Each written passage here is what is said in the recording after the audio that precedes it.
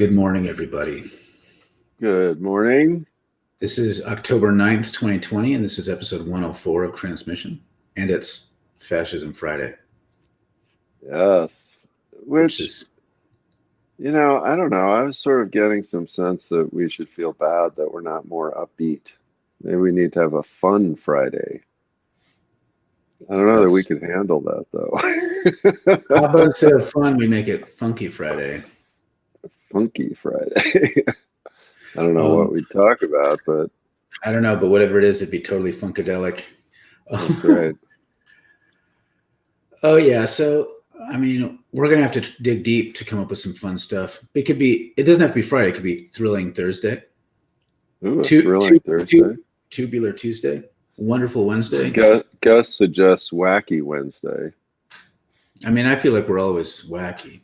Yeah, we're always wacky. Wacky doesn't imply positive necessarily.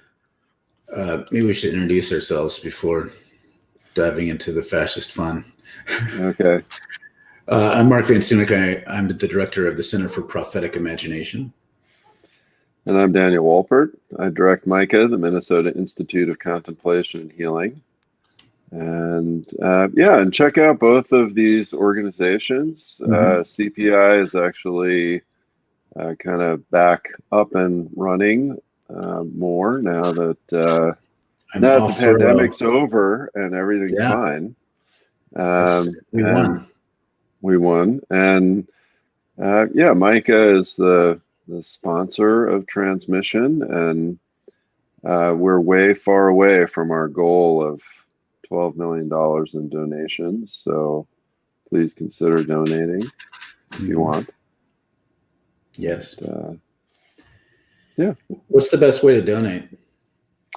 The best way to donate is to go to the MICA webpage, which is micapraise.org.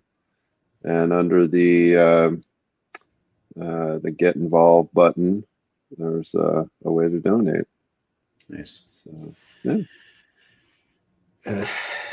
So today. Here's the thing. I was really thinking, let's do something fun. I was taxing my brain was like trying to think. It was trying to come up from the basement of my subconsciousness into the light to think of something to talk about. And then this kidnapping thing happened. I'm like, we got to talk about that. Well, what you didn't tell me you were trying to think about something fun. It was in there. It was secret. I was thinking about it. It was a secret plot to release fun upon the world. So there's so much. So in case we haven't heard of this, what are we talking about, Mark? So these guys. Okay. So here's the thing. I was talking about this. Like, one thing, if you follow me on Facebook, one of the things I talk about a lot is I get really angry, especially among educated progressive types, white educated progressive types, who want to create stereotypes about rural conservatives being just ugly, gangly tooth pieces of crap, like uneducated yokel-y people. And I hate that stereotype because that's where I come from. I don't look that different in a lot of ways from some of these guys, but these guys are not making it easy because they really look stereotypical. This sort of blows your whole theory. Yeah. Well, it's unfortunate that they're leaning into the stereotype, but these are some of the men arrested in this little plot. No, it's a large plot. They're still figuring it out. Of these men in part of a militia group calling themselves the Wolverine Watchmen, which I don't think has. People are like, oh yeah, they must like the X-Men. No, Wolverine. Like if you're from Michigan, the Wolverines is a predominant mascot. So it's this militia group that was working with people outside of the militia group. Okay, let's take these guys away. This is just disturbing to keep looking at them. Yeah, rather look at our sexy faces. Yeah. And so, oops, that was an accident. I promise. That was a plot. So what ended up happening is they had this large plot to overthrow several state governments, and the one that the feds picked up on I got to make our faces normal again. Yeah. Sorry, I can't talk and do tech things at the same time very well. Once we get more donations, we'll be able to hire a producer. Yeah, maybe that'll be an incentive. Yeah. So there we go. These gentlemen from this militia group and other folks were conspiring to kidnap the governor of Michigan, Gretchen Witmer. And they also talked about other things, just like killing her. But the plan I think that they were sticking with at the time was to kidnap her and try her for basically treason. Right. Now, a lot of people commented when this first came out, they're like, oh, just a few nutsos trying to. They've been planning for months. The feds had infiltrated and were biding their time trying to build a case. And this is a multi-state conspiracy. And they could have gone through with it. It doesn't sound like a rinky-dink thing. And, you know, I've also seen conservatives like, don't judge us by a few, you know, bad examples. Now, which is true. Like, I don't think we should judge all Republicans based on this. But you can definitely see that there's more than just a casual trend here. Well, and this is something that, you know, the FBI director has been talking about for a long time now. The FBI director, who, by the way, was appointed by Trump, right? We can't blame Obama for this FBI director. Ooh, Amy's making a bad pun. Uh-oh. I actually pulled the trigger on that. It's Amy's bad pun. Oh, biding their time. Ooh. Well done. Gee, you'd almost think that she lived with somebody that liked puns. Maybe I'm the one that lives with someone who likes puns. Maybe. So anyway, yeah. So the FBI director has been talking about this, saying that far right violent extremism is right now the biggest domestic terror threat. And of course, Trump has been trashing him, ignoring that, saying, oh no, it's the evil organization of Antifa that, you know, doesn't exist, right? There is no organization. You know, so totally ignoring this. Meanwhile, yeah, the FBI has been working on this. As Mark said, they'd infiltrated this group last February, right? So this is even a pre-pandemic terror plot. And in the meanwhile, Trump has also been encouraging these people, supporting them, fanning the flames. And, you know, a lot of people want to argue about this, like, oh, Trump isn't doing this, blah, blah, blah, you know, let's dissect his tweets. You know, to me, there's a very simple way to tell, and that is, what do these organizations think about Trump? And what they think, and they've been very verbal and vocal about it, is he supports us. So if they think it, I don't really care what anybody else thinks. I mean, that's what they're seeing. Yeah, and this is the thing. So, like in April, when the governor of Michigan issued stay-at-home orders, after that, a lot of these militia dudes stormed the Capitol, and Trump tweeted, "Liberate Michigan." He did that with every one of these states that's similar. He said, "Liberate Minnesota, liberate Michigan," and like, of course, you could say that you could say that's rhetoric. Washington. Which it is. Like, you could say this rhetoric. I don't know if Trump was saying we need to have militia groups overthrow the governors, but it's certainly not like he's not saying vote them out come elections. Right? No. Liberate is very strong language. And so I want to pull up this other thing. So this plot is foiled. The governor of Michigan rightfully says, you know what? Part of this shit is Trump's fault because he said this stuff in the past, and in this recent debate, he said, "Stand by, be on the ready." And so she criticized Trump as being part of the problem, and this is his response. Governor Whitmer of Michigan has done a terrible job. She locked down her state for everyone except her husband's boating activities. The federal government provided tremendous help to the great people of Michigan. My Justice Department and federal law enforcement announced, today that they foiled a dangerous plot against the governor of Michigan. Rather than say thank you, she calls me a white supremacist, while Biden and Democrats refuse to condemn Antifa, anarchists, looters, and mobs that burn down Democrat-run cities. I do not tolerate any extreme violence. I mean, he forgot the wink emoji there. Defending all Americans, even those who oppose and attack me, is what I will always do as your president. Governor Whitmer, open up your state, open up your schools, and open up your churches. Yeah, so this is an interesting thing. How do you interpret that besides like, look, these guys had the right idea, but the wrong way of going about it? That's the large messaging I've seen in the comments feeds. It's like any conservative source is like, well, these guys aren't wrong to think that the Democrats are unconstitutional and crazy. They need to be gone, but like maybe they went too far. Like, so the big criticism that I see is like these guys just went too far. Well, and as we were talking about before the broadcast, I mean, this is the, this is the typical narcissistic, abusive turn that always gets made, right? So, you're going in one direction, right? He's clearly supporting these people. He's clearly refused to condemn them. They all think that he's on their side. Their membership is going up. Leah mentions this. It sounds just like ISIS. I mean, one of the things that the FBI has found with these guys is that they are actually using ISIS and Al Qaeda training manuals. And they're sending people to Ukraine to get combat experience against Russia and get training in weapons and tactics. They are just like ISIS, or the Taliban or Al Qaeda, and they're actually using their stuff, right? And so this is all going on, and Trump is tacitly and directly supporting all of it. Well, then when he gets caught, he makes the pivot. Oh no, I didn't say anything. I didn't do this.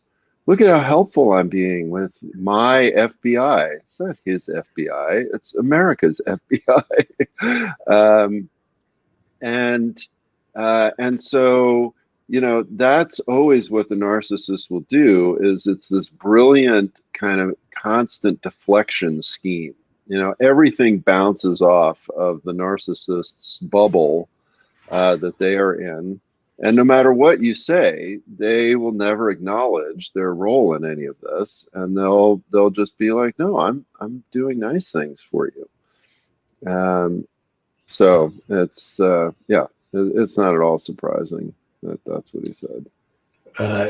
Adam points out that, like within Trump's comments, that's a thinly veiled threat. Yeah. Here's an interesting question that maybe we can tackle. And I would love to get some feedback from listeners on this one. Jeremy asks, unpopular question. Anytime you start that way, it's going to be juicy. If they are sincerely trying to liberate the people of Michigan from the lockdown of what they see as the tyrant oppressor, is that any different than liberation theology following progressives leading a revolution? In other words, how are they different than Ernesto Cardenal? Is kind of how I'm interpreting it. My initial response, maybe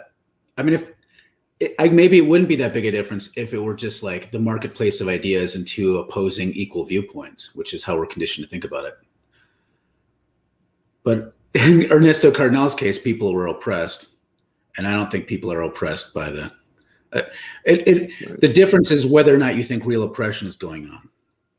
Yeah. So as a leftist and as someone who is not strict in my condemnation of all violence everywhere, I see a big difference between the Zapatistas and these dudes from Michigan, even if both employ violence to overthrow or push back what they see as oppression, because oppression isn't just a matter of like personal opinion. That's my. Yeah.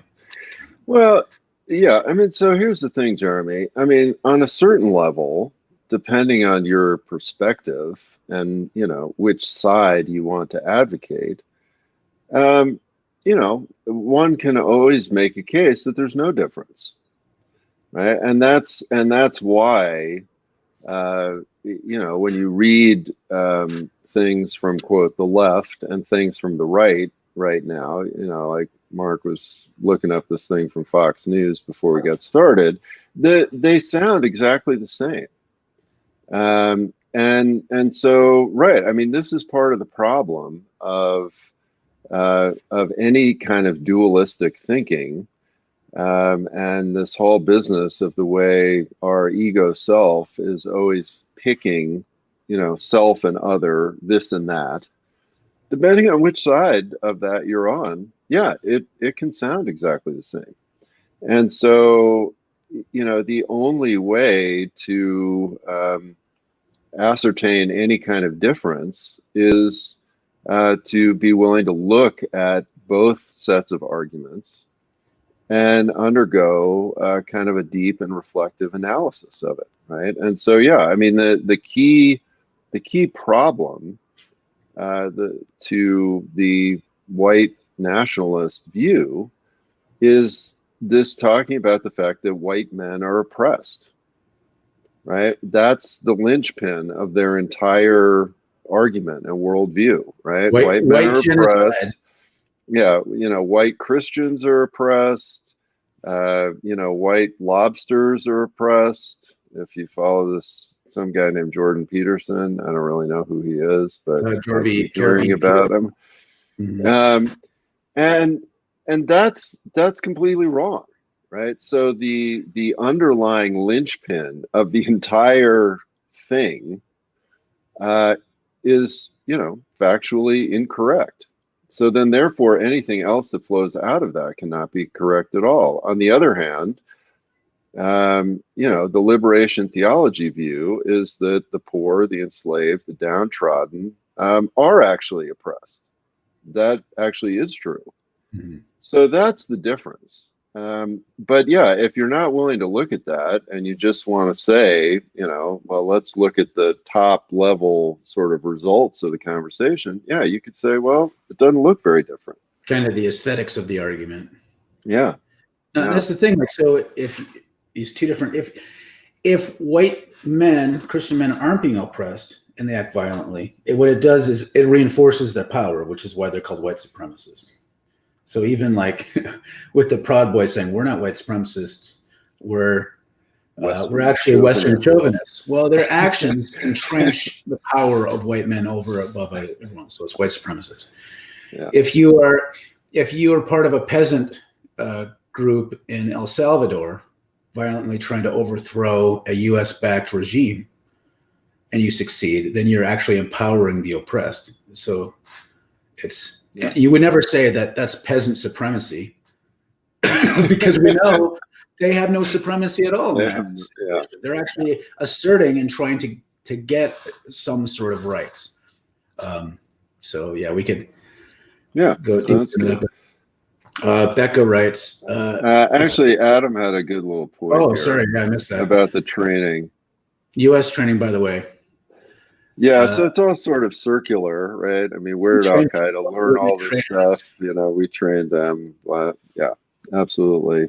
If you don't know about the School of the Americas, that's a good thing to look up, learn about. That's a good prime example. Yeah. Yeah. Becca writes, he was appealing to ad hoc militias during his first election regularly. He called them Second Amendment people back then and suggested that they, quote unquote, take care of or assassinate his political opponent. This is not a new tactic. It is an old pattern. Yes, it is. No, absolutely. Ray writes, these types have no interest in liberating an oppressed. It's a power grab. They want the power to implement an agenda, not give freedom. I honestly believe, I agree with you, Ray, but I honestly believe that these gentlemen actually think they're oppressed. Now, this is going to skate on that thin ice. In a sense, there's a sense in which they may be experiencing some oppression because none of these dudes really look like they're affluent. They might be experiencing some economic hardship, and that's a type of economic oppression. But the problem is then they completely misdiagnose their problems and then figure out the wrong people to blame. I think it's totally okay if they want to blame some of that on the ruling establishment. Right? Yeah. But like to somehow target Gretchen Witmer as somehow particularly responsible, but then somehow not see Trump, corporations, like not to see them, like they're totally buying into this mythological construct of who to blame. And this is what fascism does well, is it creates scapegoats and problems they're not actually the source. It's kind of like a shell game in order to keep people in power. Yeah. Well, and the other issue with it is, this dynamic, the psychological dynamic of what happens when you have everything and then a little bit is taken away, right? So, white men in our society had everything for a long time. And so they were the only ones who could vote. They were the only ones who had economic power. They were the only ones that could have certain jobs. They were the only ones that could work outside the house. They had everything.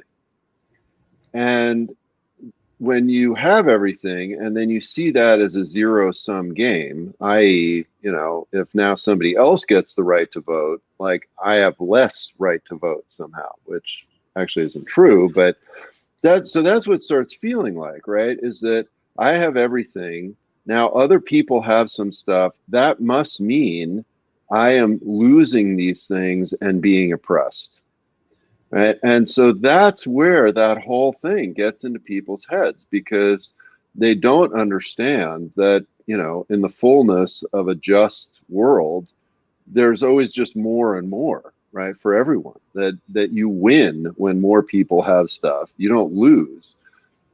But if you have the zero-sum game view of the world and you just go, it's the whole thing, right? Immigrants are taking our jobs, right? It's not that, oh, gee, if we've got more people doing stuff, we can expand the economy, it's good for everybody. No, it's that there's only a set number of jobs.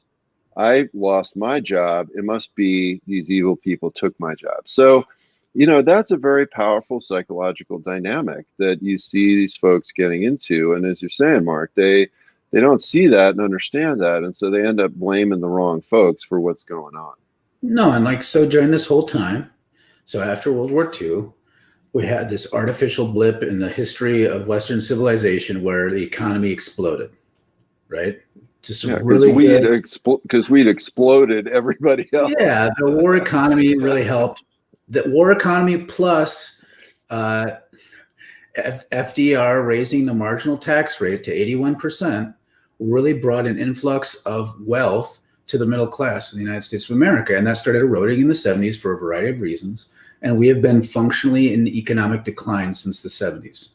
We had some bumps up because of things like the dot-com bubble. There's been some people who invest in property, but generally speaking, things have not been getting better and better since the 70s. So you have a whole generation of people like me, Gen Xers, Gen Y, Gen Z, who have not experienced better than their parents, right? So that's part of the evidence that things aren't getting better. And so the problem is so these corporations, they all say it's because the Chinese take our jobs, not owners of corporations move their plants to save money and they move them elsewhere. They say immigrants take the jobs. They don't say there's, Reagan emptied out pensions, so there's no pensions anymore. All these things, it's like a bait and switch for the problem. But the reality is things are getting worse for probably these dudes in Michigan. They're not having a better life than their parents. They're not more oppressed than other people. In fact, there's people who have it way worse than them across the scale, and they're totally misdiagnosing the problem.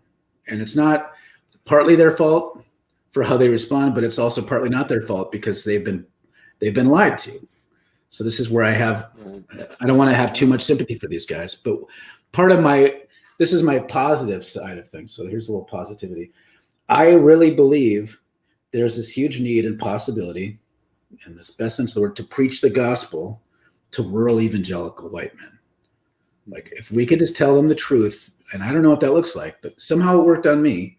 If I could be liberated from this toxic thinking, which I sincerely believe at one point, I would have thought these guys did mostly the right thing, but they took it too far. I would have honestly believed that at one point. Mm-hmm. And people need to be set free from that thinking. End sermon. What a talk to Adam there again. Adam, this one right here. Yeah. Just that is to say, Al-Qaeda like training is U.S. like training. If you know how they were trained. Right. Yeah, we trained Al-Qaeda. Everybody seems to forget that bin Laden worked for us. Yeah, he was a CIA operative. Not operative, but yeah, no, he was. He's working with us. Yeah. Kathleen writes, I find it interesting that they targeted a woman. Yeah, absolutely. And a number of people have talked about this. I mean, Trump, Trump despises women and despises powerful women and, is horrendously abusive in all kinds of ways to women. And yeah, I mean, it's no coincidence that of all the possible governors, right? I mean, he's not picking on Tim Walz, here in Minnesota, right? He's picking on her. And yeah, it's because she's a woman. And these guys, this incredible sexism and homophobia and all of that is also part of fascism, right? I mean, that any, thing that the fascist perceives as deviant, which in this case can mean being a woman, you target that. Being a powerful woman. Yeah. She wouldn't be deviant if she were just kind of like baking cookies for her husband. Well, yeah, she wouldn't be until she voiced her own opinion, and then, then you're a target of abuse. So. That's right. Ray writes, militia meetings and recruitment are happening everywhere. This plot was foiled. Local Oregon militia types are meeting in groups of 5 to 6 and are preparing for a Trump loss and a call to action, quote unquote, like stand by. This week, they assaulted local reporter on video who showed up at a meeting in the public park. Look, for those of you who are progressive leaning and living in cities, you might not know this, but like Minnesota, there are militias out. Every state has a militia presence, and they all exist for basically one function: is they're preparing for one, either some sort of societal collapse. So there's a mutual aid component to a lot of this. Like, we need to be prepared if we have to start protecting me and mine. Like, some of that isn't all bad. But then a lot of it is, we have to rise up against tyranny when it comes. And like all the talking points that Trump is putting out is that the Democrats and the deep state are tyrannical. Right. And so this is a big, how can you, if you're a militia person, how can you not interpret this as a call to action? Yeah, no, absolutely. And, and this really is where, and, we like to dump on dump, but this is where the Democratic Party has completely failed. And honestly, in a lot of ways, this is much more the reason why Trump is president than Trump himself.